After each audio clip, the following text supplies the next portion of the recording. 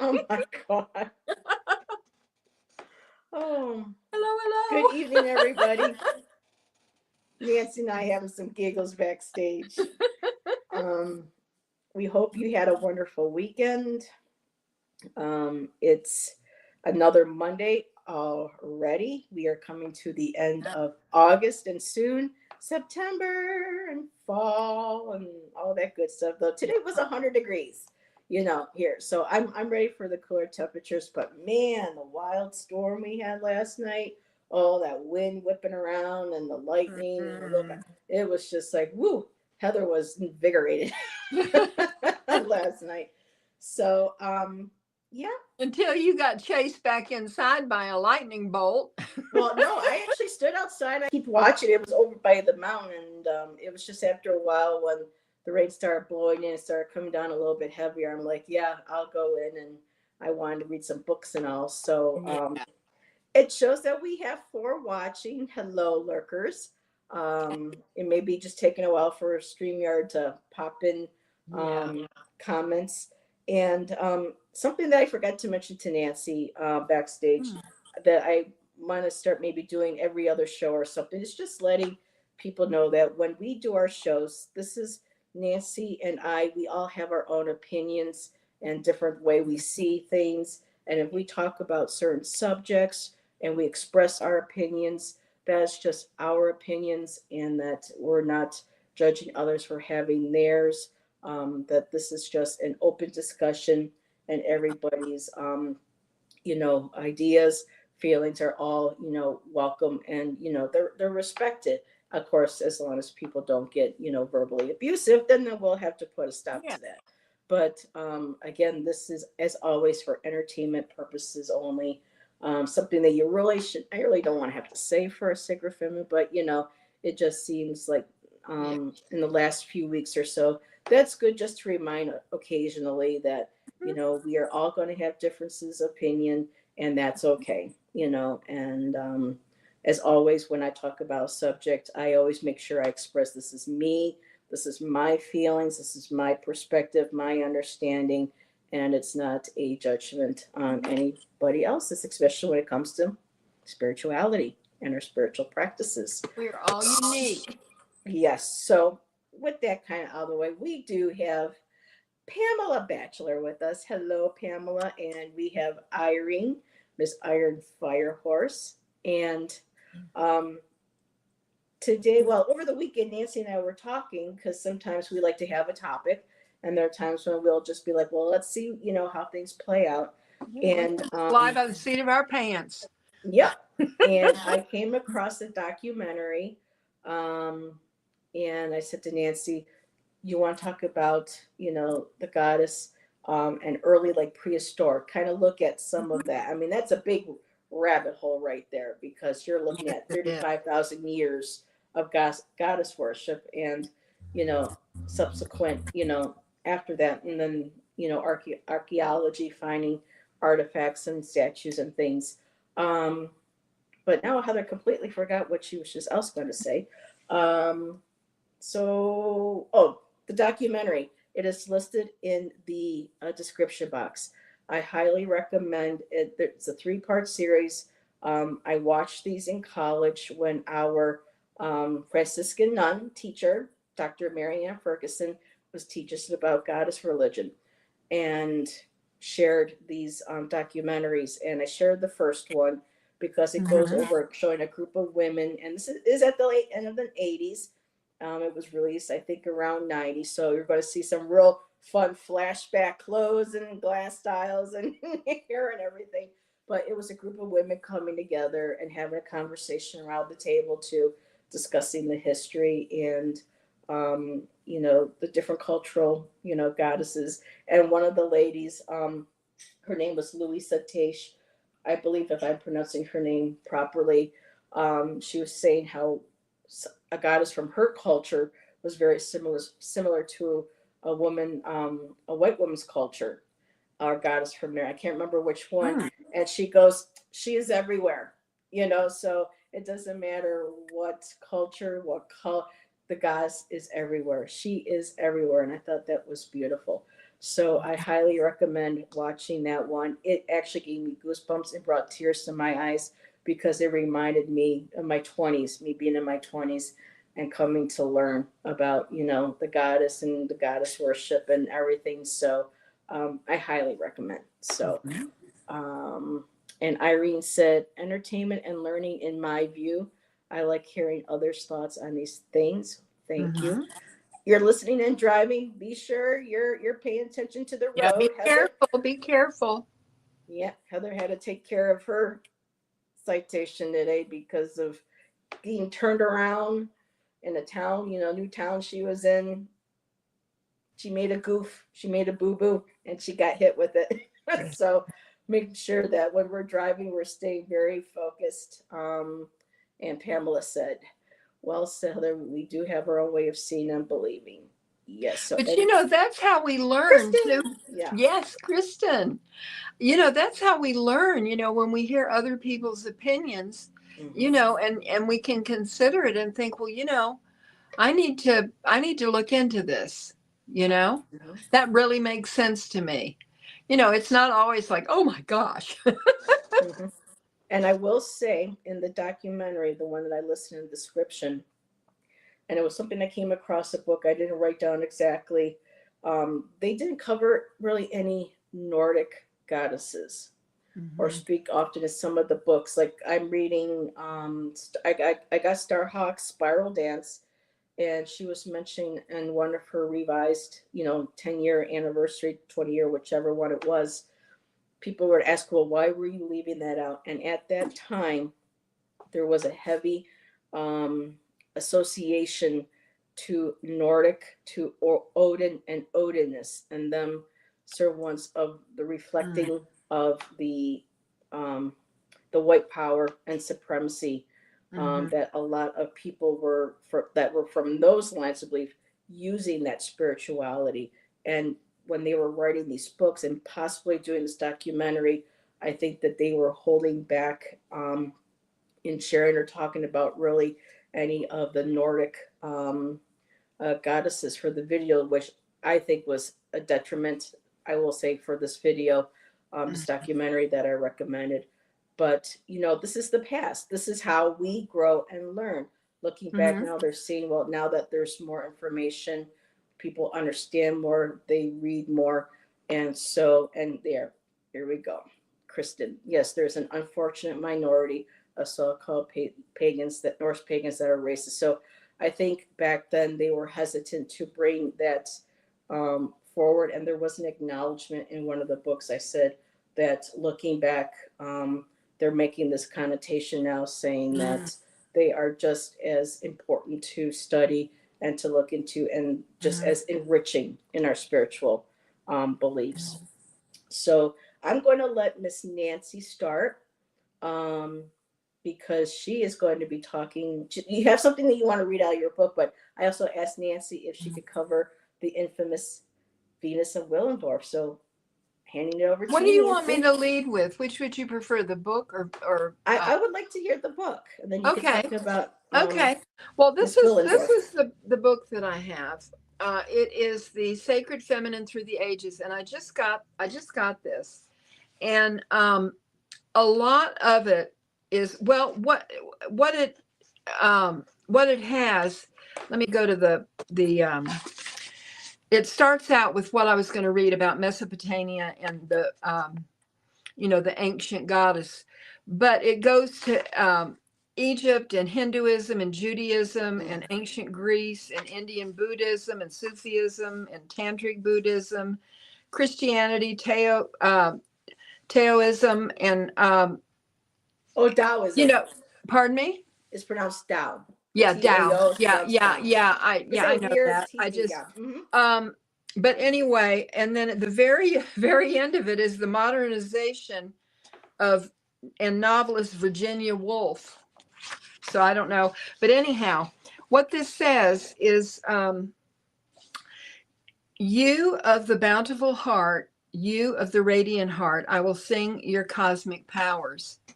From the very first indigenous tribes people to the end of the Stone Age society, humankind intuited life and the very universe itself as a personification of the great primordial mother goddess. Everything was seen as her manifestation: birds and beasts, mountains and meadows, rivers and seas. The changing seasons experienced just as much in the abundance of late summer harvest as in the devastation of a winter storm. They were all aspects of her infinite expression. The shape-shifting phases of the moon were also associated with the life cycles of the mother. Birth, transformation, and death, as well as the woman's menstrual cycle, were synonymous with the moon's recurring phases: waxing, the maiden; full, the pregnant mother; and waning, the wise old woman. Similarly, the moon's final phase, where the features are hidden in shadow, symbolized the underlying consciousness, the omnipresent totality of the universe in which everything else was contained. The reoccurrence of goddess in her lunar iconography, which can be charted between the great cultures from Old Europe to the Indus Valley, specifically statues of fertile goddesses and painted female images in caves and on pottery, reveal how the divine feminine was perceived and worshipped in such a way. However, the advent of the Bronze Age, 3300 to 1200 BCE, saw momentous changes that profoundly affected this state of affairs. The discovery of bronze, an alloy of tin and copper, was to provide not only more powerful and flexible tools for farming, but also weapons of defense and killing, used to protect and win land to accommodate an ever-growing population. Mesopotamia, the land between the Euphrates and the Tigris rivers, incorporating the Sumer, Assyria, Babylonia, and the Akkadian Empire, had primarily been agricultural community. But it goes on to say the perpetual fear of violence and subordination to marauders subsequently brought about a profound shift in the mindset of human beings. Survival and the quest for individual power became the primary focus of life, with the notion of the hero passing tests of strength and courage starting irrevocably to emerge. More importantly, death was no longer seen as a part of recurring phase of the natural rhythm of the universe, but rather it was the end, a complete finality with no hope of rejuvenation or rebirth. This limiting and fearful world view inevitably caused a split in humankind's harmonious relationship with the natural world and of all sentient beings. And this resulted in the imminent all-forgiving mother goddess being systematically replaced by the emergence of a transcendent, judgmental father god, personified by the pantheon of celestial deities who were separate from and above the manifest world. Where there once had been harmony, sustenance, and peace, there was now discord, degeneration, and war. And with the decline of the veneration of sacred feminine, inevitably the position of women in society also started to deteriorate. Where once they had been in high matriarchal regard, they were now increasingly reduced to subordination and even possessions of men. And that's how it started. And Heather, everywhere she looked, saw Venus of Willendorf. And so she was, wanted me to speak about her. And I wanted to show you, I'm sure when you see this image, this right here is different views of a little figurine that was made out of a type of limestone. She's 4.37 inches tall. And she was a portable piece of prehistoric art that was found all over Europe, buried. Some of them are 40,000 years old, others are 30,000. They were discovered back in the 1800s. And the one that I read about was discovered in an Austrian village in 1908. And it was 30,000 years old. And it's the nude woman is exaggerated. She has huge breasts and a huge stomach and wide hips, and she has no facial features. She just has hair all the way around her face. And the most detailed part of her is her genitals. And she's considered to be a fertility figure, a good luck totem, and a mother goddess symbol. And apparently, and also there were pictures of her, likenesses of her uh, uh, in caves, on the walls of caves. But she was so important to these people those many millennia ago that they carried her around with them wherever they went, and she was very, very important to them.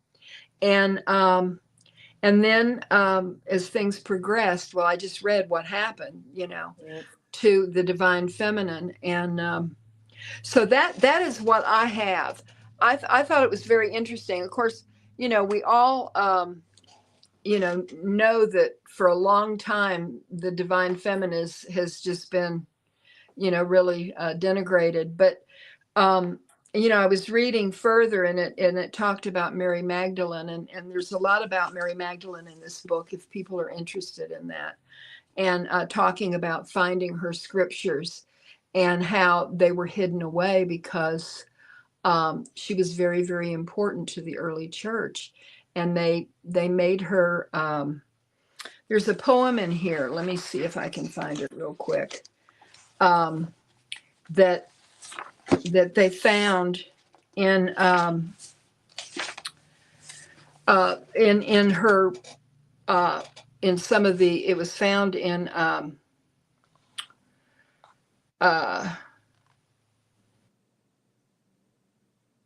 a text that they found. It was in a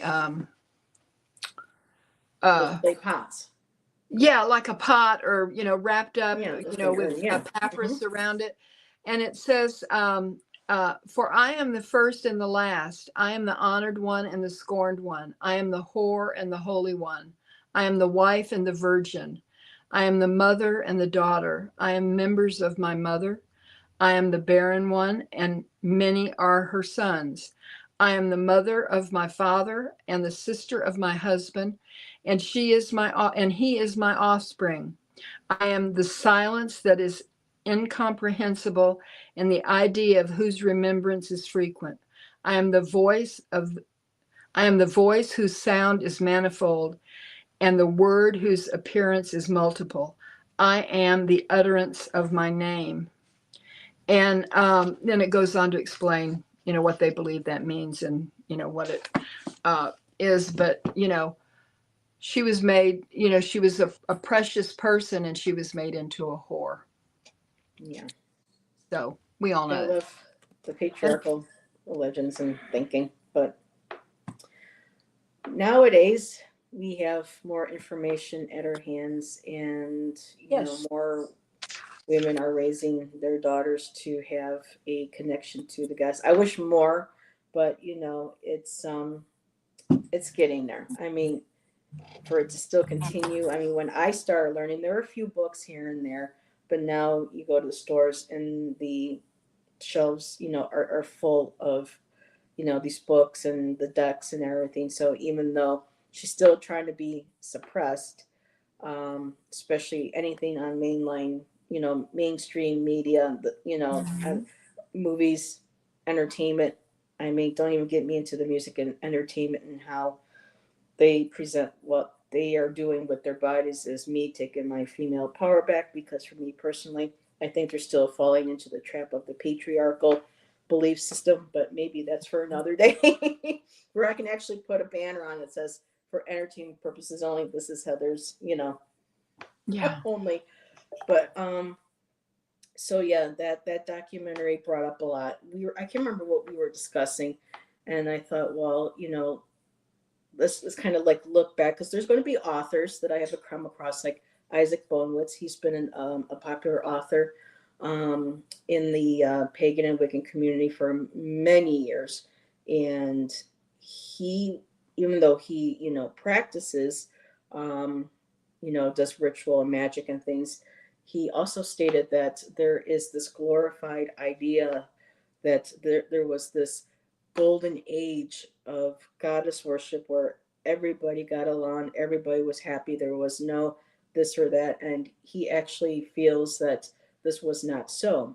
I know I no longer have the book, um, but that was one of the beliefs that he had stated, because a lot of what we have now is more based on what is left of artifacts, but we don't have any really written um, uh, evidence. But again, it's for each of us and how we feel and how we perceive. And so the video that I recommend is called Goddess Remembered. It's first of a three-part series that came out in 1989, and it was directed by Donna Reed. And in it, you will see Merlin Stone, Carol Christ, Louisa Teich, Jean Bolin. She got married. She added another name to it, but um, I believe I have her name there. And it was basically, a video discussing. And at one point, they were, when this was being made, um, Crete, the Minoans, the temple at Knossos, they were finding these um, uh, goddess figures, but people were being told during the tour that because this was a king's palace, these were his chatty women, these were his gossipy women. That's what they represented, being in, this temple. And well, I'm pretty sure by now that is starting to change. We are all familiar with the Minoan snake goddess. I can't really show pictures because it seems to wash out on my camera, but the woman with the exposed breasts and holding the snakes up in her hands. She that came from the Minoan Mycenaean civilization, and even to the Hellenistic period.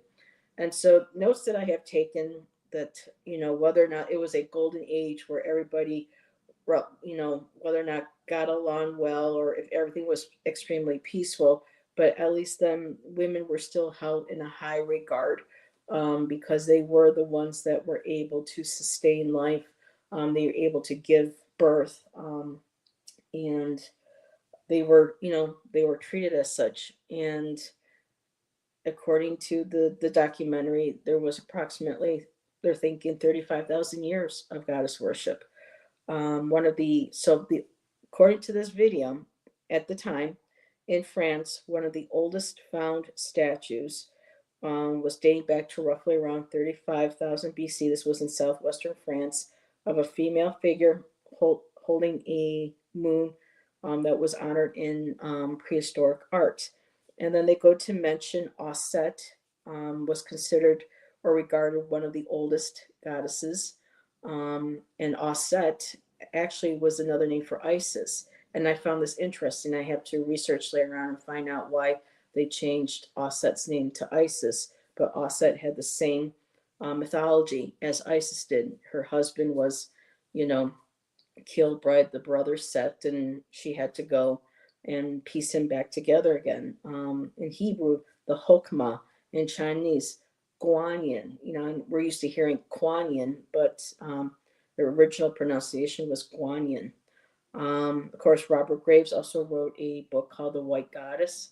It's a book of poetry, but also some of the other older goddess reliefs, or I can't remember what they're called. I think they're called friezes or tablets of Ishtar, of Inanna, of Ereshkigal. You know, that was 5,000, 5th century BC. Inanna was considered around the Uruk period, which was 4100 to 2900 BC. Haket is also mentioned, but Osset was a venerated Kemetic daughter, and Kemet was another name for Egypt, or referred to Egypt, known as the Black Land. So we have that information. That's where I have that from the show. And I saw there was a couple comments. I hope they were compliments. So let me just kind of back up here. I see Shelby has joined us, but Pamela said, Nancy recommended the Sibyl's Oracle to me, and that seems to be possibly the oldest goddess oracle in northern Africa that spawned into ancient Greece and onward. And Pam, I love that you mentioned, you brought up Greece. It's because in a lot of articles they refer a lot to the Greeks, the Romans, and they really leave out other countries. Like Middle Eastern, the African, again, the Northern Europe. So a lot is really placed, emphasis is placed on the Greek, the Roman. Um, and let me see. Let me take that down. And Jax is here. Hello, my dear. How are we all doing? We're doing good, my dear. Thank you for popping in. And so she's saying hello to everybody. And Pam said, Heather, I just wanted to show this oracle. yes, that's a beautiful oracle. It is a gorgeous oracle. The cards are just positively ancient looking. And I mean, there's just such a wealth of information. It has a beautiful That's guidebook, that's got to go on and my list. it's definitely it's the kind of book that you underline a lot of stuff in, and it is just absolutely beautiful. So I just wanted to show that if anybody was interested. I got it on Amazon.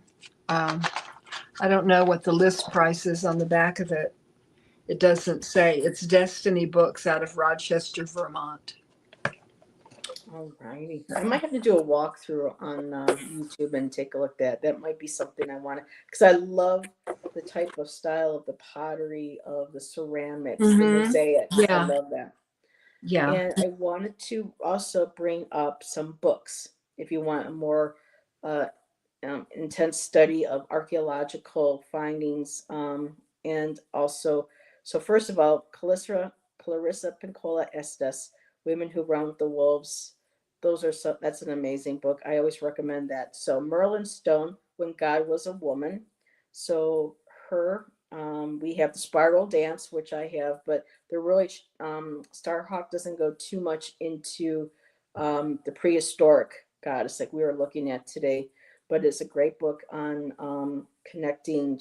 I mean, the edition that I have had a 20 year, but now we're up to 30 because that book came out.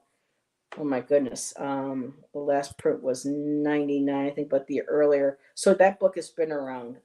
It's wonderful, of course.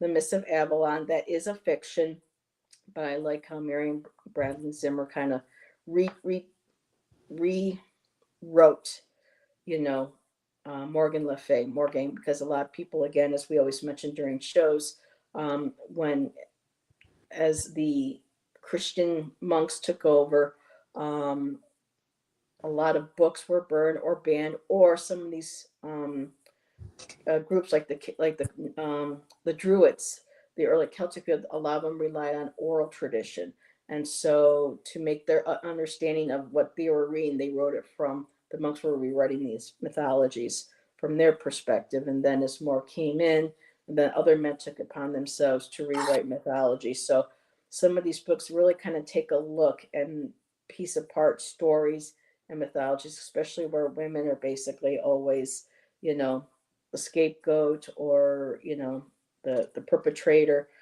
So really good, interesting. Another woman, Susanna E. Budapest. So she goes by Z.E. Budapest.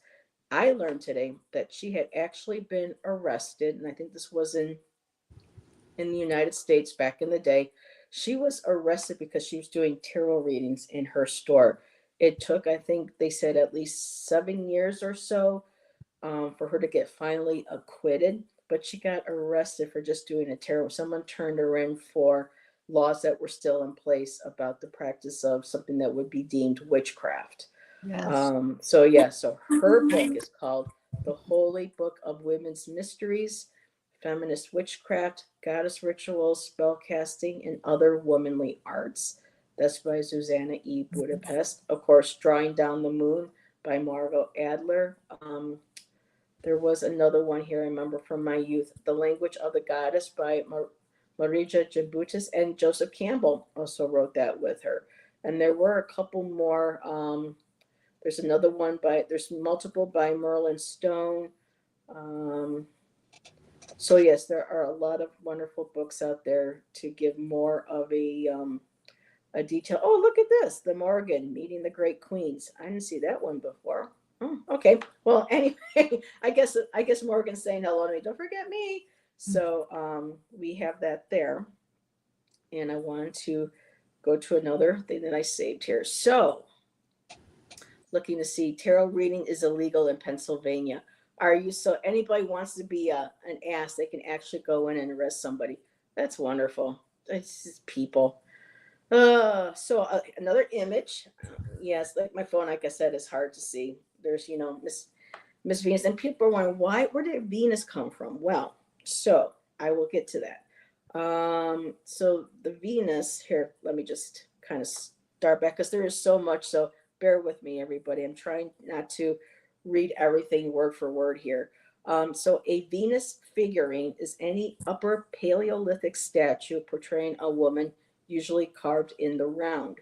Most have been unearthed in Europe, but others have been found as far away as Siberia and distributed across much of Eurasia. And we know a lot of them are being found. Steles, that's what they were called. Like the tablets, but they were called steles that had like the, Ishtar and Inan and stuff. I knew there was a different word and it just popped into my head. So most date from the Gravettian period, which was 26,000 to 21,000 years ago. However, findings are not limited to this period. For example, the Venus of Whole Fels dates back to at least 35,000 years to the Aurignacian era. And the Venus of Monrose dates back about 11,000 years to the Magdalenian. So such figurines were carved from soft stones such as steatite, calcite, or limestone, bone or ivy, or formed of clay and fired. The later are among the oldest ceramics known to historians. In total, over 200 such figurines are known, virtually of all modest size, between around 3 inches, 3 to 15 inches, and are recognized as some of the earliest works of prehistoric art. And we talked about, the exact exaggeration of the abdomen, hips, breasts, thighs, the vulva. So, of course, fertility. So here, the Venus of Whole Fels, as they say, is the earliest known, but there may be one even more so. So there's that one there. I hate to do it on a slant, but it washes out. So where did the term Venus come from? The Venus impudique or impudique, which was the figure that gave the whole category its name, was the first Paleolithic sculptural representation of a woman to be discovered in modern times. It was found in 1864 by Paul Heroult, 8th Marquis de Vabre at Laugerie Basse in the Vézévire. Oh, Kristen, you would know this. The Vézévire Valley.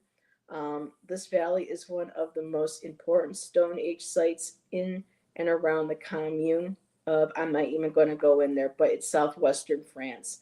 And so he started using the term Venus because they're using, the type of Venus was the idyllic woman. So to them, that was back then. So they took the popular term at that time for Venus, like Nancy mentioned earlier, Venus de Milo and all the other Venuses. So they went ahead and used that to refer to these statuettes. And this is the Venus impudique and Putike.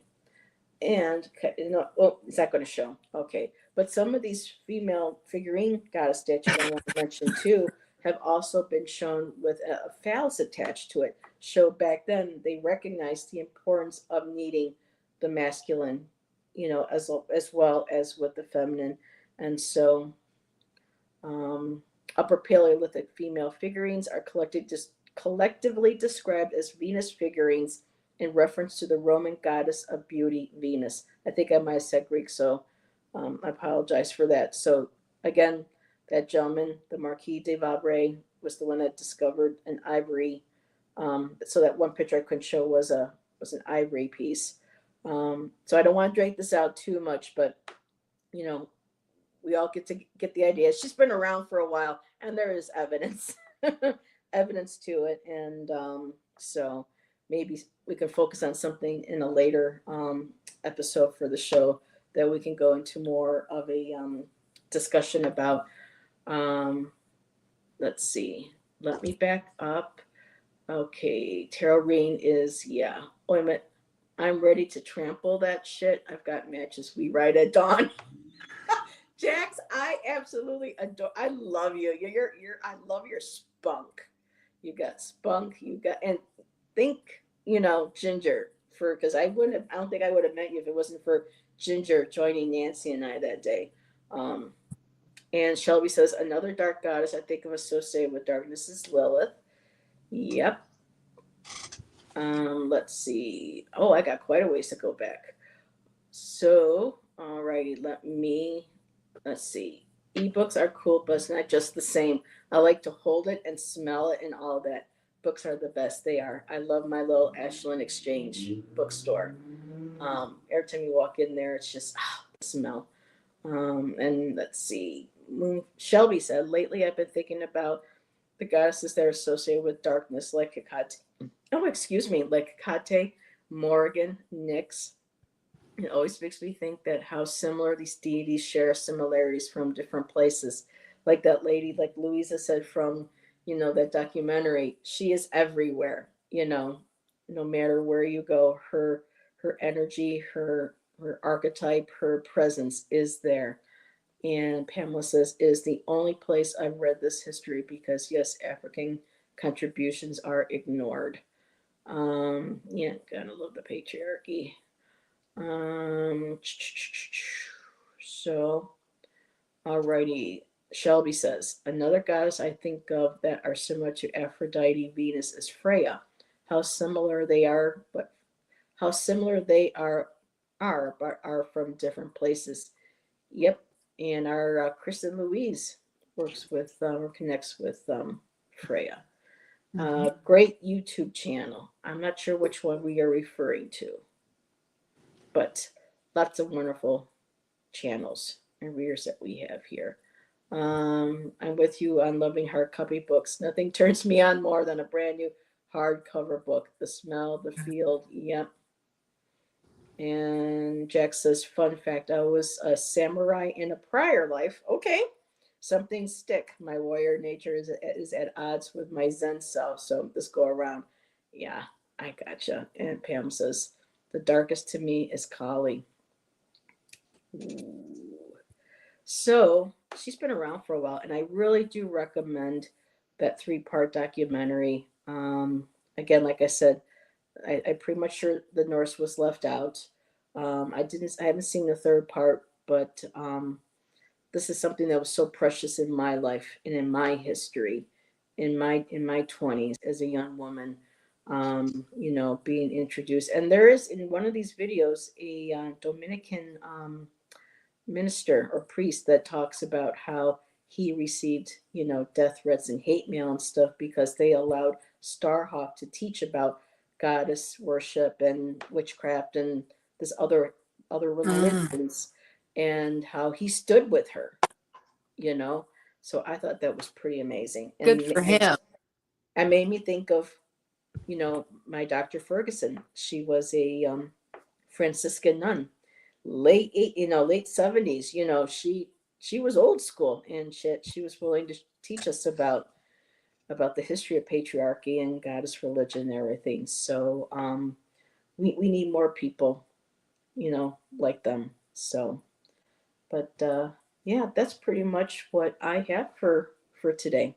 Was there anything else you wanted to add, Nancy? No, not really. I mean, it's just a huge topic because, I mean, you think of Hmm. all the thousands upon thousands of years that this, going forward, and the whole thing with the divine feminine being revered and then switching to the masculine. I mean, it took a while. It didn't happen overnight. It was I would imagine it was very subtle, and then just all of a sudden it wasn't.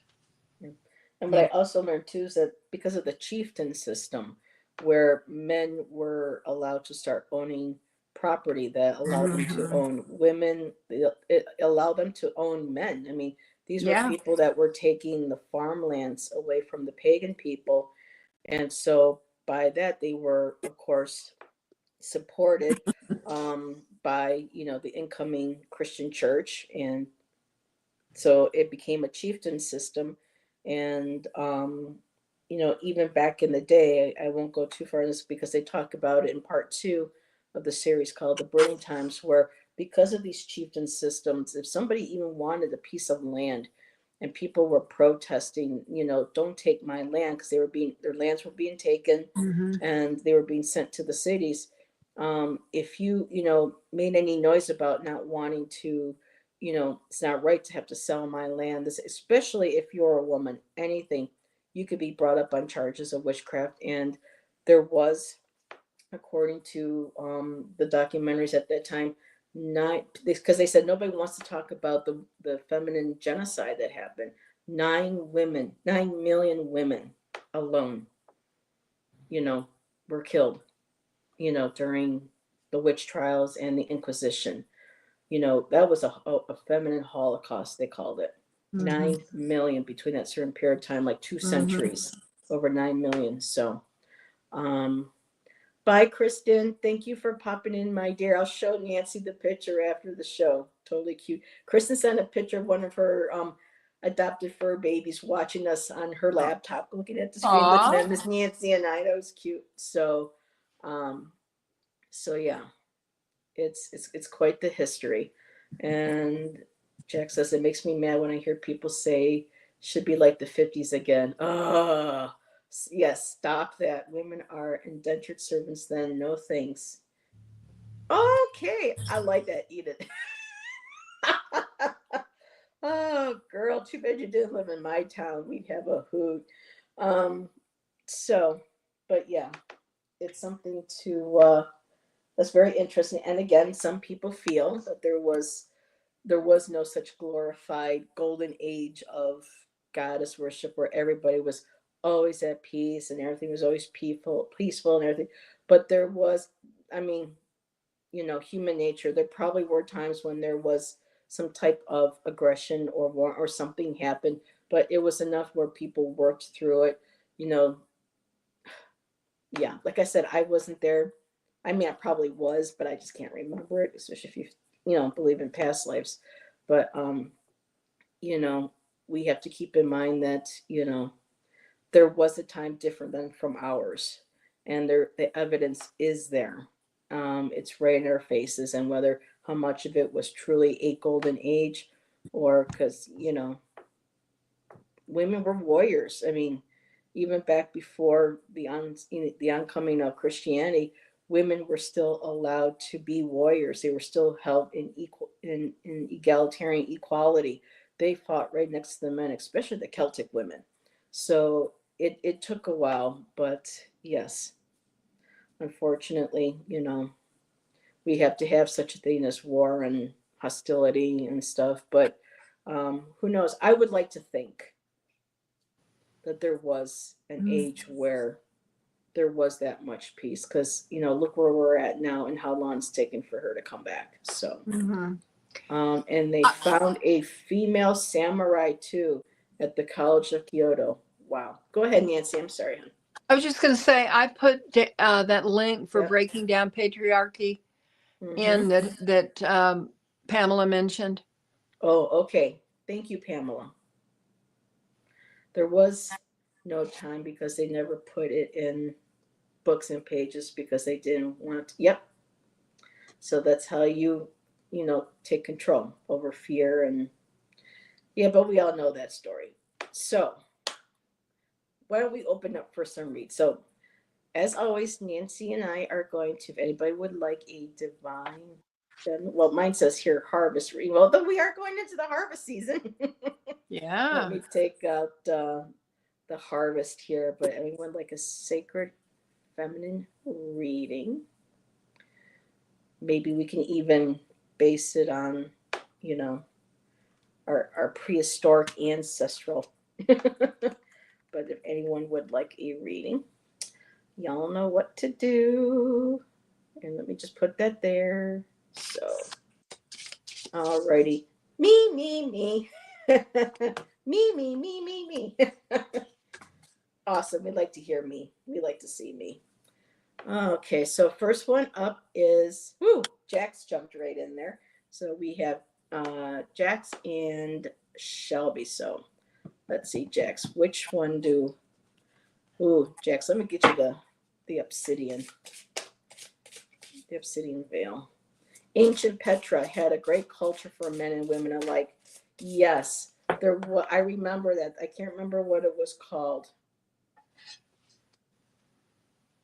but it was, I think, an equal balance in, because people realize Petra's just not that facade right there, but it goes on, and they started finding there was aquifers and ways of them bringing water. So they had a system for oh, you know what the word I'm thinking of. They had the ability for sewage systems and for water flow and for plumbing and all that stuff. So I would love to visit Petra. If there was a day when it was safe to really travel, especially for women, especially into those particular countries, I would love to visit places like Petra, and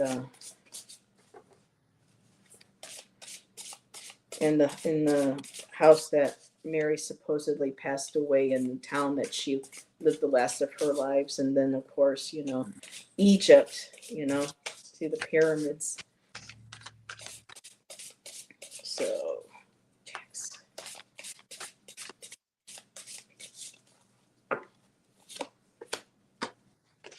oh my, this is the first time she has come up in this deck since I have gotten her. So let me see, where are my tiles? Who knows, maybe if I bring in tiles, I can maybe conjure Miss Carol D. She'll pop in and say hi. I've got my cards ready if you want me to go first. Yep, go ahead. Let's see, we're doing Jax. Yeah. Okay, Jax. I pulled well, first of all, the goddess that came out for you is Arianhod. Am I pronouncing that right, Heather? I've heard her pronounced as Aryan Rod. So. Aryan Rod. Okay. The H is silent, I guess. And it says, "My thoughts manifest my reality." And look at the moon phases. We were talking about the moon phases and the ancient goddesses. And she is the Celtic goddess of the moon and the silver wheel. In a place between time and space, there is a palace made of light known as Caer Erenhad. This is where Erenhad resides, a skilled weaver who governs the silver wheel, which determines destiny. Though once cruelly humiliated by the spurned Guidon, she returned to her wheel, realizing we all have the power to weave our own fate. And the ritual, if you would choose to do this, Jack, is she symbolizes the interplay of time, fate, and celestial influence. This ritual is about using your thoughts to shape your reality. Visualize a goal or desire. Draw a simple star on a piece of paper. Inside the star, write a specific action you plan to take toward your goal. Now, I also drew from a new deck that I have. It's a tarot deck, When Women Had Wings, and the card that came out for you is the Fool. And I want you to look at this, how beautiful it is. And I think of when women had wings. Back when there was all this majesty, and she is looking to the future, and look how powerful she looks. She has no doubt about her. She is setting off, and she has the confidence. She's surrounded by stars and moonlight. And the next card that came out for you, Jax, is Make Space for Change. We all need, we all are at a certain place right now. And on the horizon, there might be change. And we need to always be aware that, things might change. Things might grow. They might, go in a different direction, and have space for that change. Prepare for that, if on your journey this should happen. The final card, and I love this because of the show that we're doing, is the Sisterhood of Recipro Reciprocity. well, okay, Heather, read what it says. The Sisterhood of okay, right. What she says. But look at how all the hands are joined, and how we look out for one another. We have each other's backs. They're dancing in the forest, and they have flower garlands. And I love that for you, because the sisterhood that we have woven here loves you and supports you in every way that we can on this platform. And that's what I have for you. Let's see what Heather has. Is the cat on the ceiling? No, we've got like helicopters really low, and that's not usual around here. So Yeah. Okay, so I had to find out how to pronounce her name. You have Cleona, and that's her right there. And this is how you spell her name. This is what I tell you about, the I love it. Cleona. And I embrace the wild within and heed the call of my heart. So she is known as the soft whisperer, but Cleona, often referred to as the queen of the banshees. So I'm learning this too, along with you, Jax. Was a divine figure said to reside in a magical realm known as Tir Taningir, the land of promise. Legend has it that Cleona fell in love with a mortal man and appeared to him in his dreams. She beckoned him to come to her realm, luring him with promises of eternal love and bliss. However, mortals who tried to reach Tir Tangir often faced insurmountable obstacles and were unable to enter the mystical realm. Cleona's story carries themes of desire, unattainable love, and the allure of the otherworldly. She represents the longing for a deeper connection and the yearning for something beyond the ordinary human experience. Cleona's story serves as a reminder of the power of love and the transformative nature of desire. Explore these desires, passions, the yearning for a more profound experience of love. But do not forget the enchantment and illusion that can accompany desire. Find balance between the allure of the dream world and the practical aspects of your life.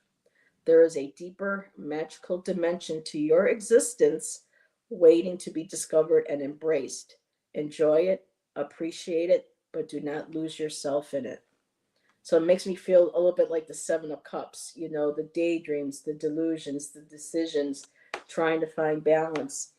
And your tiles that I pulled, one of them connects with that. While you're in that searching, while you're exploring your desires, it's going to be work.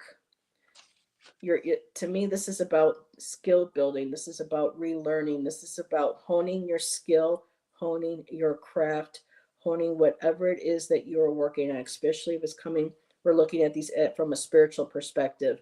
So, keep working on developing your skill, your understanding, also learning, like with her, about desire and illusion, working on the ability to know what is real, what is delusion, what is fantasy. And by working on that, you'll be able to find that balance. And when you do, you get the judgment card, you get that spiritual awakening. You will be able to judge your reactions, your emotions based on what is um, you know, desire or fantasy over to what is actual reality. So it'll be kind of like you'll be able to work on honing, um, basically the bullshit meter. We can even call that on ourselves. So when we're meeting people, or we're saying things to ourselves, or we're doing things that might be considered, well, I'm doing this because, this is how this is going to make me feel, or this is how, this is going to, bring me this or that. A lot of times by honing in and working on those skills, we'll be able to discern what is plausible and what is delusional. And I know I just kind of went off on it, but by doing that, it gives that sense of spiritual awakening. We're able to judge better our circumstances, these moments that we have, being able to look forward on our path. And so it's that alert. And I love that. I embrace the wild within and heed the call of my heart.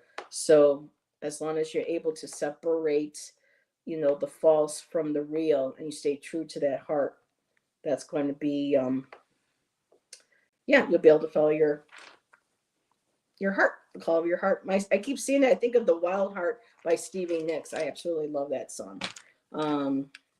It's The Wild Heart. So that's what I had for you. Did you want me to type her name here? Let me type her name in there too, because the way it's pronounced and the way it's spelled, that's why it's like sometimes I have to ask Jackie, from Jackie's Crystal Moon. Jackie, how do you pronounce this, girl? Help me out. So there, that is her name right there. So I did not know she was the queen of the banshees. Very interesting. So, alrighty. Okay, so let me back up. Let me see. I know Irene is driving, but we'll still read for her. So Irene is next. She's driving, but she's listening. No, Shelby, excuse me. Shelby and then Irene. Okay. Right. Okay, let's see here. Let's see, we're doing Shelby. Which deck am I going for? This one, I guess. So let me just write a note here so Heather doesn't get confused. Let's see. Irene is next. Now I want to make sure that Pam didn't ask for one because I don't want to leave. Let me see. I love her. She's so pretty. Yes, in charge. So Jack said to you, "Oh, I like that. Going to try it. Yes, in charge, and and change is inevitable." Okay. Okay. Um, okay, we're reading for Shelby, right? Yep, and there's Shay also. Yep. Okay. I'm ready for Shelby. Okay. And the goddess that came out for you, Shelby, is Artemis. Freedom is my choice, my right, and my power. And I love this. There's the moon again. And she is the Greek goddess of the wild animals, the hunt, and the moon. And it says Artemis has been known as mistress of animals and the torch bringer, but she casts lights in many different ways. Should she cross your path, for you will never be the same, to cross hers unharmed. She may choose to share her brightness, but only if you treat her with respect. One fateful day, while wandering through the woods in search of her, the hunter Actaeon spied lustfully at her naked form. In one swift flick of the hand, she transformed him into a stag, and he was killed by his own hunting dogs.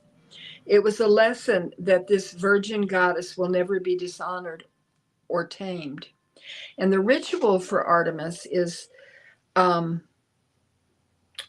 this ritual encourages embracing and respecting your personal freedom.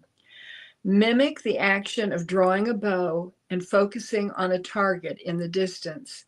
As you imagine releasing the arrow, let go of any stress or worry. I love that. Okay, this word is, let me wait a minute, is following me.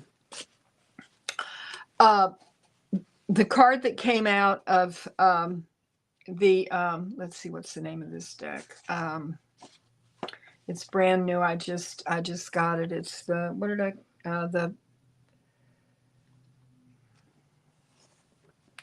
I can't remember the name of it. The Moon Song Oracle, I think it is. 10, the roots of reciprocity. I can learn. And there might be someone that you are doing a collaboration with, a friend. This could also have to do with friendships. You know,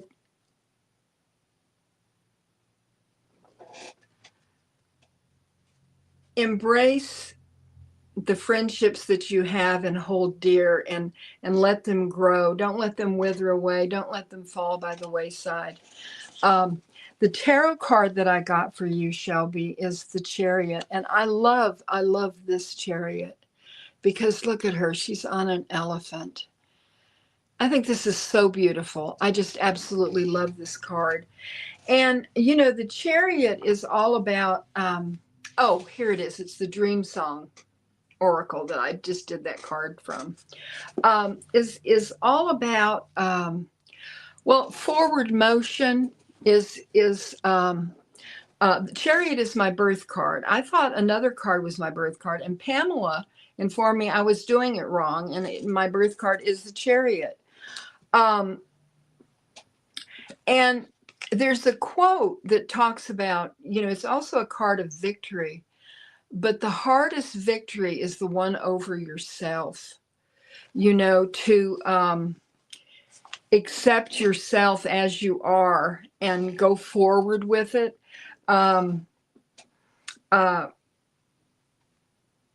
Focus on what's important to you and let it bring balance to your life. And the final card that I got for you is Gather Your Tribe.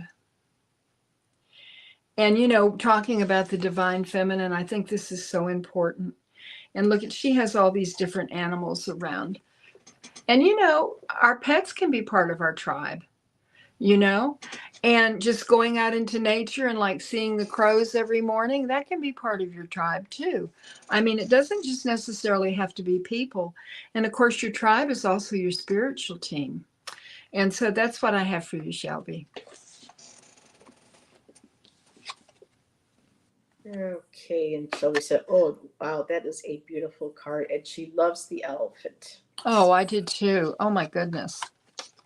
So pretty. So, Shelby, I pulled Aphrodite for you. Ooh. And her message on the card is, I am love, I give love, I receive love, I love myself. So she is a goddess of self-love. And seeing that with this message here about self-love, if you have any rose quartz, that's something to keep by you. I love recommending rose quartz to people, that and pink calcite. There's some of the most wonderful stones for self-love. And here it's also about love, self-assurance, passion, and beauty. So she had many dalliances. It's interesting how she put that in here. But what I'm going to look to now are your tiles, because when it comes to self-love, I think at times there's this is your underlying or subconscious energy right now. you got the Ten of Wands. So this is a time of something that's heavy burden, things that have been a burden or they have weighed you down. And with this Aphrodite card talking about love, it feels like this has to do with relationships, and most importantly, learning to love ourselves and being able to communicate to others what it is that we need. With the tens, they come to the end to a cycle. And so all of this that you have carried shows just how strong and resilient you are. And with the wands, remember, they're about motivation and focusing potential and energy and creativity. And even it's showing that you have a lot that is weighing on you. But your other tile that came on top is the Queen of Swords. And so when it comes to how you love yourself, how you love others, and what you expect from others when it comes to love, you are the queen in charge of communicating what it is that you will and will not accept. So the Queen of Swords communicates. Um, it is a communicator, is a strong communicator. She's nurturing, but she's also being very clear of what we say to ourselves, what we allow others to say, what people communicate to us, and what we communicate to others, and making sure that these communications, these relationships, whether intimate, business, work, or what, you stand in your queenhood, you stand in your power, you stand in what you will and will not accept, um, especially when it comes to loving relationships. You are the Queen of Swords. You dictate how you will be treated, and how others treat you. And also the flip side of this, though, with the Queen of Swords, and with having that Ten of Wands, excuse me, is also making sure that when we do love ourselves and we do create those boundaries, that's to the point where we're not pushing everybody out, and not when we talk, we're stern and we're clear, but we're not blunt to the point where we're hurting others. So again, watching not only how people speak to us, but how we respond to them and how we respond to ourselves, and that will help relieve whatever this heavy burden is. But you know, really embracing self-love. And again, sometimes it's hard. I've recently learned, from Kristen Louise. She had shared something that where people are saying, people can't love you unless you love yourself. Well, that is actually wrong. And it made me see that people can love you, but it's important that we do love ourselves as well. And even if we're working on it, not to give up on that, and that um, make sure that you state that clearly through your communication, that you nurture yourself, but you don't nurture yourself. You nurture yourself in a positive way mentally, and how you speak to yourself and how you allow others to speak to you. And that's what I have for you, my dear. So Shelby said, interesting. Artemis and Aphrodite, a goddess of chastity and a goddess of good times. But yeah, Aphrodite is the sensual goddess, but just remembering too that we can be sensual with ourselves. And so accepting every part of ourselves and loving, or trying or attempting to love every part of ourselves. Sometimes it's a work in progress for a lot of us. And Pamela said reciprocity is very important to nurses. It's it's when states have agreements to accept classes, credentials, and experience from one state to another, making it easy to move around. Okay, and then the Ten of Swords is legit. Oh, Ten of Wands. Why do I keep wanting to call it Ten of Swords? That's weird, because I had the Queen of Swords. Ten of Wands is legit what I'm feeling right now. Work in a thin line of going back to college or not. Gotcha. And Irene is now home, so it's time for her reading. Perfect. So thank you, Shelby, again, for, as always, for letting us read for you. And Pamela says, I also think that saying goes, you can't love someone unless you love yourself first.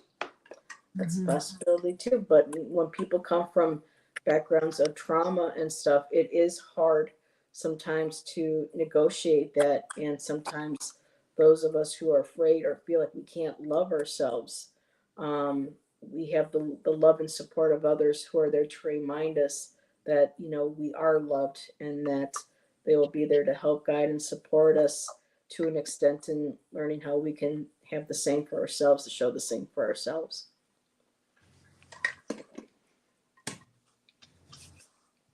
So Irene, which of my deck? Ooh. Oh, that deck just yelled at me.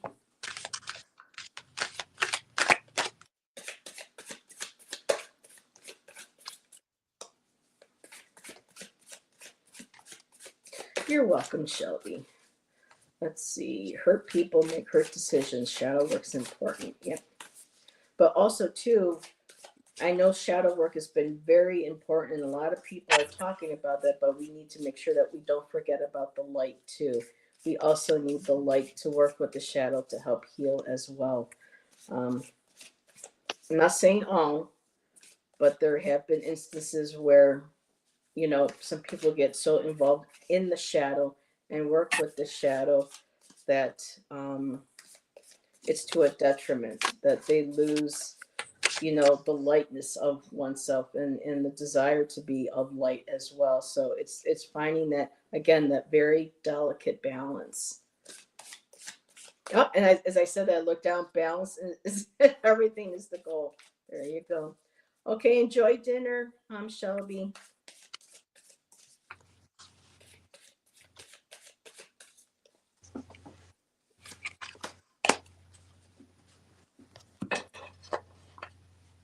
Ooh.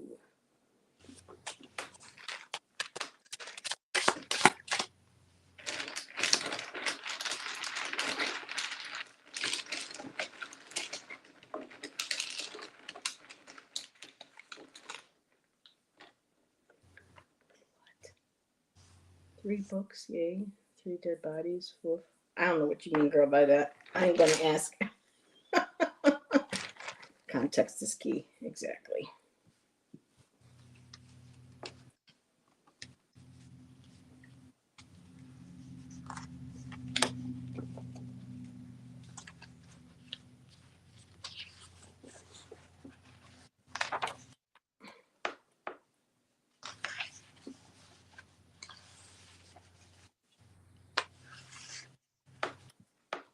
Mm-hmm.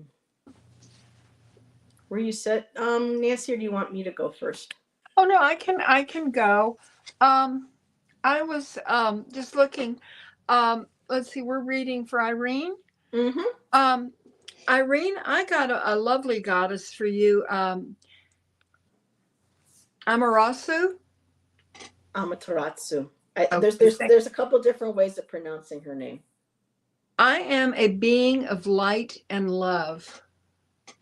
And she is a Shinto goddess of the sun, and she embodies the brightness and compassion. The ritual for her encourages you to radiate positivity and warmth, mirroring her luminous spirit. And it says to stand in a sunlit area or a warmly lit room. Close your eyes and visualize a bright light coming out from your heart. And affirm, I radiate light and love to everyone around me. Oh, that's a beautiful practice for us all to do. Um, the other cards that I got for you, the tarot card that I pulled for you from the women who have wings is the Hanged One. And I love this. This is a card of suspension, but it's also a card of looking at things from a different perspective. And I wanted you, talking about the golden light, look at the golden light that's around this card. And I love that for you because, if we take time to look at things around us from a different perspective, we can see a lot more than we can with blinders on and just going our own way and not noticing things around us that are important. Um, And along with this card, I think this card goes really well with it, is cherish the small things. Because when it comes down to it, the small things are the big things, you know? When you look back at memories that you cherish, so many times it's the simple things that have really touched us and helped us to grow. Um, and when I think of, cherishing the small things, I mean, nature is not small, but when you go outside and you see just the beauty of the morning, maybe a sunrise or a sunset, um, and look at it through the eyes of a child as if you're seeing it the first time. When a flower opens, if there's a dandelion growing in your yard, if ants are busy working outside, I don't like them inside, but outside I'm okay with them. Um, it's the small things like that that give us pause to think about what a truly miraculous world we're living in. The final card that I got for you is hold true to your vision.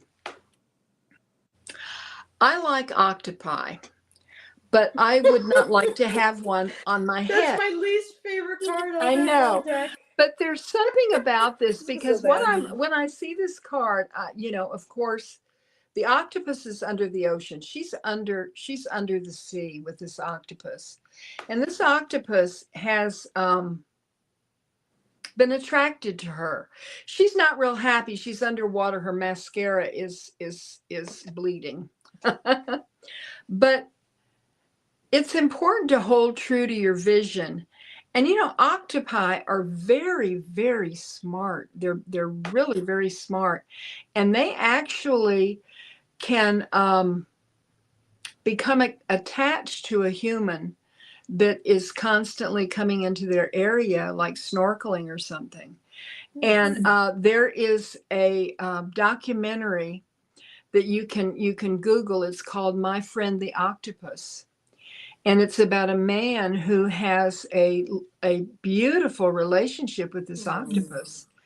And when I look at this card, I see emotion because there's water all around it, but I also see the commitment that she has to what she believes in, that no matter what, she's going to go forward and she is going to hold true to her vision.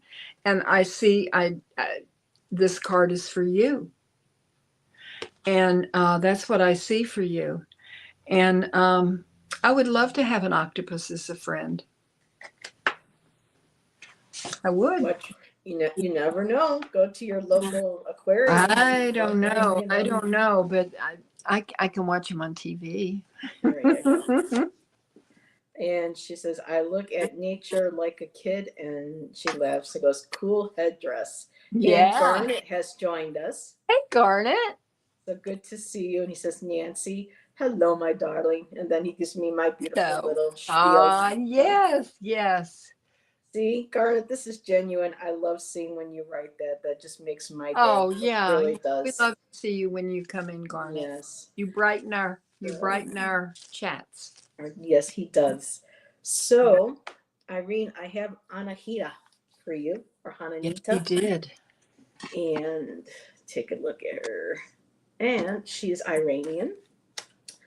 The Iranian goddess of fertility and water invites you to honor the life giving force of water. Embrace the energy of nourishment and abundance. Let her guidance inspire you to cherish the earth and protect its precious resources. For in caring for the planet, you care for yourself and future generations.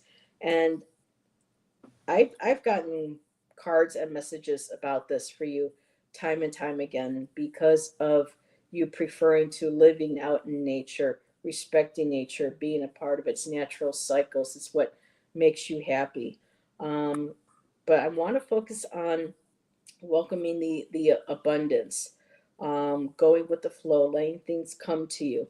Your tiles, your underlying energy is things are moving fast forward. So when it comes to abundance, you have wands that are moving, they're coming in, they're swift moving. This energy is just, it's going to be catapulting you forward.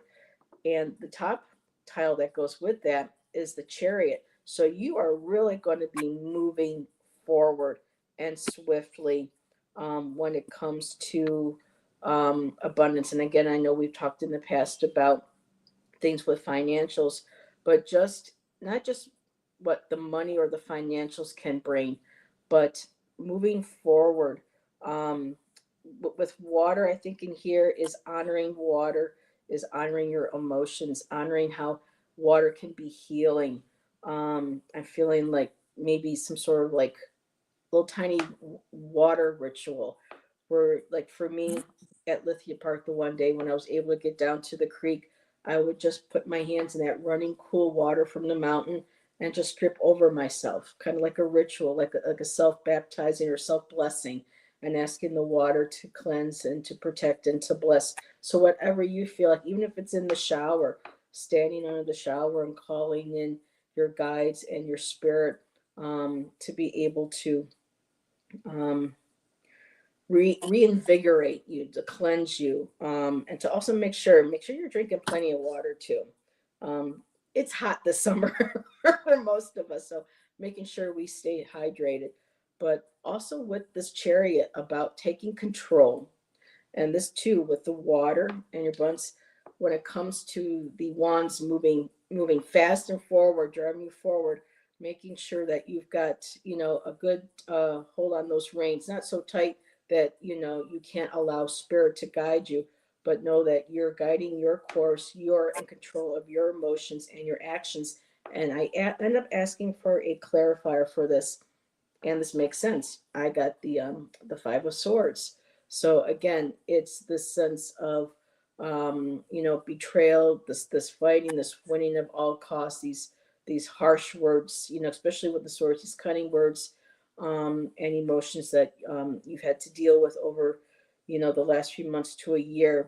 It's time to let time to, it could be you walking away, or it could be you taking what is your truth in those swords, getting on your Chariot, and allowing your beliefs, your allowing, what am I saying, it's letting go of that, it's walking away from that, leaving the drama behind. And when you're able to let go of that drama, and again, you can do this maybe in a ritualistic manner with cleansing with water, whatever feels right for you, but to honor that, to and creativity, fertility, um, maybe doing something that is creative, because I know you're a mom as well.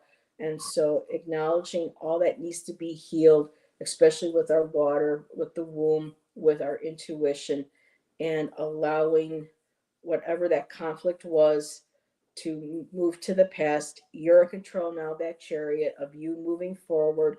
You're controlling and learning the balance of those reins between those opposing forces. And by doing that, when you're able to, that's going to just propel you forward and move you forward. So that's what I have for you, my dear. And hi, Christina. Yes. Christina Colley's joined us from down under. I hope you're Yes. having a beautiful day, my dear. And she says, oh, I like that. Yes. And water is life. It really, really Yeah. is. And so are you okay for one more, or do you want, are your energy okay for our We have last one? we have another. Who do we have? We have Shay. She came in a Oh, little bit later. oh, Do you okay. do you have the energy for it, or do you want us Sure. to wait till maybe next? Sure. Okay.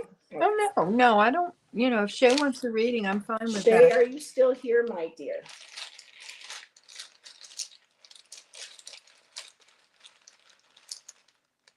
Shay. Well, one or the other, we'll pull for Shay. I'm Okay. here. She's here.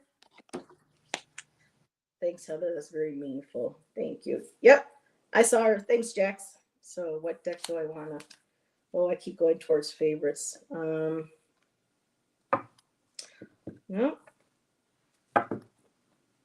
To me, the Obsidian Veil is the heavy hitter.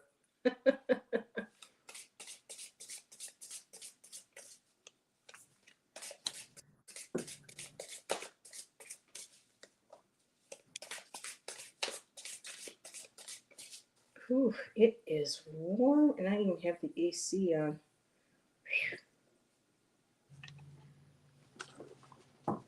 Whew, that's because it's currently 96 degrees right now. So it's almost 100 here. That's why it's so warm. So for sure.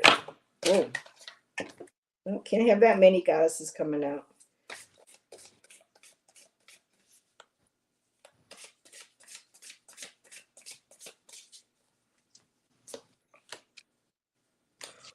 Ooh.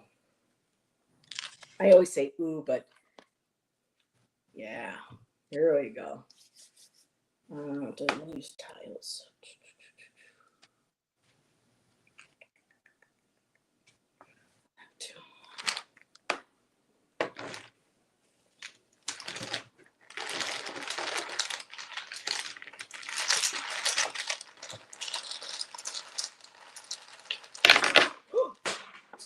Oops. Oops. Uh-oh. Oops. Oh, there goes the tiles. Hang on. You go ahead. I'll be back. Oh, okay. Well, I'm not ready yet. Let's see. Let me see. Okay.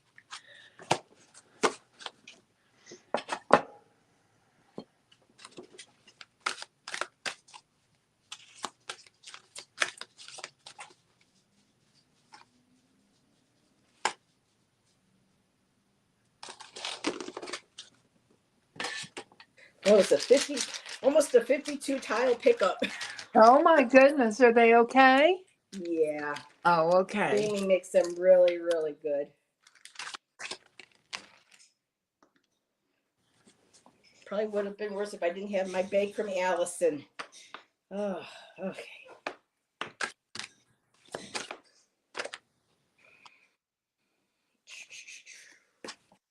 Ooh, I'm excited. Can I go first? Sure.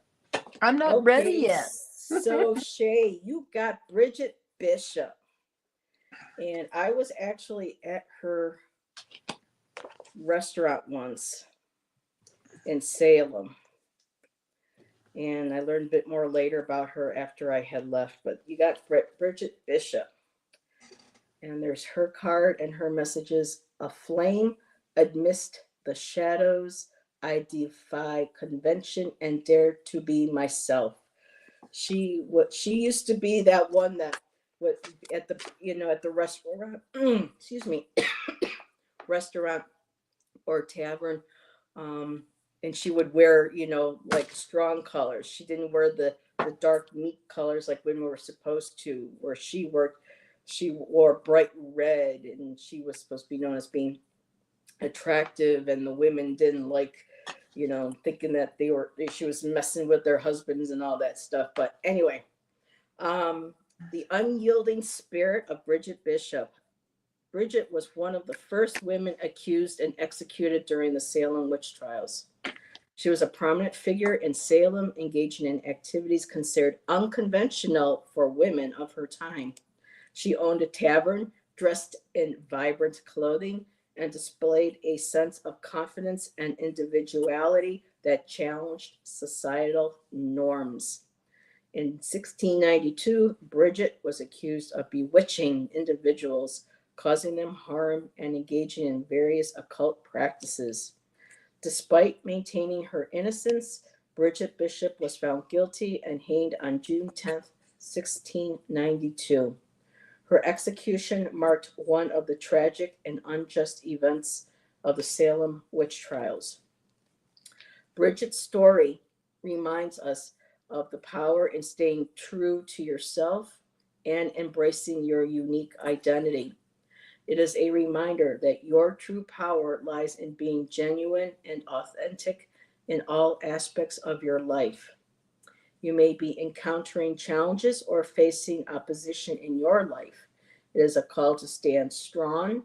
Yep, strong, draw upon your inner strength and confront societal expectations and criticism.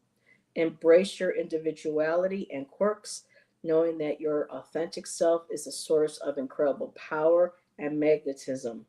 Dare to be different, challenge the status quo, and celebrate you. And your tiles go with that. I have the 7 of Swords. No, wait, it's the sixes. No, 6 of Swords. Excuse me. I can't count. So 6 of Swords. You are moving across waters.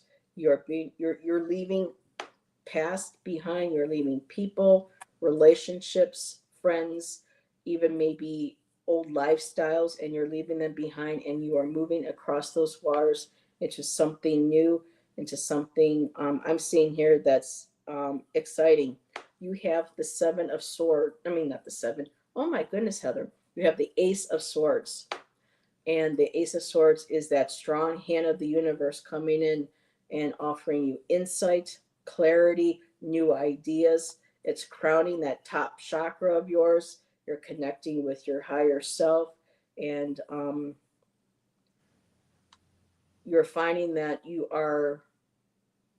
no, you are communicating more with your higher self, your guides, and it's bringing those ideas. It's like a confirmation that you have these ideas. You have this, it's like that impetus, it's that catalyst saying, yes, grasp that sword. It's being handed to you. Um, you're utilizing your communication skills. You are, um, especially with your higher, it just keeps going back to higher self, and knowing what you need to be able to continue that amazing journey. And again, like with Bridget Bishop, to be yourself, not to be authentic, not dim your light for anybody. And sometimes that can be a painful journey when we have to leave certain people, places, or ways of thinking or lifestyle behind. But in return, you get this intense new clarity and insight into what it is that you want to do, moving forward. And you're finding new and exciting ways of being able to articulate that. And that's what I have for you, my dear. Sorry about the blah, blah, blah, but the day is catching up with me. Well, Shay, I went to the Obsidian Vale too, and it's kind of interesting because this is our last reading. The goddess that came out for you is Venus, and isn't she beautiful? And Venus, she's so often, when we think of Venus, we think of this absolutely beautiful image, that she is absolutely radiant and gorgeous. And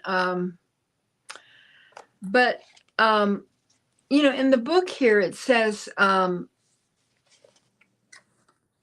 let's see, that you should harness your inner vigor and let your radiant energy illuminate your path.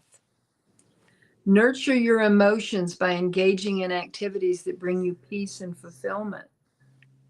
Take care of your body through exercise, nourishing foods, and restful sleep. Connect with nature to revitalize your spirit. And the other cards, the oracle cards that I pulled with this, the first one that came out is believe in the impossible. And really, when you think about it, in reality, nothing is impossible. I mean, okay, it's impossible for me to be 20 again, but it's possible for me to feel 20 inside. And it's possible for me to revisit the thoughts and beliefs that I had when I was 20 and realize, well, some of them were good, but the others, let's just move away from the others, okay? Because that's not me anymore. And that kind of segues into guard the inner child. Because we all have this inner child in us that knows all about us. And, we don't want to forget her. We have our higher self, but our inner child has suffered along with us through our whole life. and with the good and the bad. And, this inner child needs attention. And you want to protect your inner child, you want to love her and cherish her. And I mean, your higher self is wonderful, but your inner child is something that's very, very precious. The final card that I got for you, Shay, is the World, and this is the card of completion. Oh, wow. And this kind of ties it all together, because it's a card of perfect balance. And if you believe in the impossible, and you know cherish the beauty of yourself, which is the Venus card, and then you talk about your inner child. It's like you're a complete package. And with the World, in the Fool's journey, you have completed that journey. Yes. But it's time to start all over again. We're constantly on that journey. And I'm sure that there is part of your journey that you have completed, and it's time to start all over again, with and carry with you the lessons that you learned on this journey this time around. And one thing I like about the deck that I have, it's a Cyril Marchetti guest deck. The Oh goodness, I've got it right here. What's that deck I absolutely love, Heather? The Mystic Palette. The Mystic Palette. What I like about that Fool in that particular deck is the Fool is old. And most decks have the Fool as this young person. But what I get from that is this Fool has been on his journey over and over and over again. And I'm excited for your new journey. And that's what I have for you. And I love that goes because I had that Six of Swords, that crossing over, start of something new, leaving the old behind, and starting, another new journey. And Shay says, I have been looking into working with my inner child, just not sure where to start. I know it's going to be an emotional ride, so I'm kind of hesitating. Yeah, well, across the water. Yeah. Well, what you can do is just be quiet and listen. Mm-hmm. Listen for her voice. There's something I wanted to read, Heather. It's something that I read you before we started. I got this new deck. It was gifted to me, the Dream Song Oracle. And in the very front of it is something I think is beautiful. And I wanted to share it with you all. Yeah. Your dream song is the original melody the universe sang into your soul upon birth. It is your muse, your guide, and your sovereign siren. This is your invitation to remember and revitalize that song. Dancing to its rhythm awakens divine play. Dream deep and sway wild. The world is your dance floor. I just love that. I just love that. So put on your favorite music and go for it. Let's dance. Put on your red shoes and let's dance the blues. Yes. I was thinking of the Beatles song the other day that I loved. John Lennon sang, and it's if you wear red tonight. I don't think I ever heard that one. I'll have to. Oh my gosh, you have to look at. Oh, it's beautiful. So. What it is please don't wear red tonight. Oh, don't wear red. Yeah, but it's about memories. Gotcha. And that brings to the end of our show. Thank you, everybody, for joining us. And again, the documentary is listed in the description, even though it is, dare I say, 30 years old. Because I enjoyed it. I mean, it's lovely. It really is very informative. And these women, they have a core group that's amazing. And then, the others will follow, speaking about the burning times, and then coming full circle. I have to watch that one again. I don't remember it, but it is a because you don't see documentaries like that anymore. There hasn't really been anything. It's all, unfortunately. But yeah, I highly recommend. And she says, dare. Yep. Yeah. Dare to do something new. Dare to be different. Mm-hmm. Dare to be you, you know. Yes. Christina says such beautiful message. So thank you, Christina. Oh, she says thank you. Well, thank you. And Nancy, anything else coming up this week? Oh, yes, you do. Yeah, tomorrow night at 7 o'clock, I will be on Ginger Faye's channel, and we are going to be doing Whispers of the Witches messages. We're going to drag out our witchy decks and go for it. There you go. That And then fun. next Sunday at 7, I'll be on with Scott at Scorpio Sun Tarot. Yeah. And let's see. Thank you. Best chatters. And Irene, oh, wait, not Irene. What did Jack say? Well, Irene, you can educate the uneducated, but you can't fix stupid. Just like Sam Elliott said. Yep, you can't fix stupid. So there you go. Today is Monday already. Wednesday, Jackie and I should be back to start our court cards for the cups.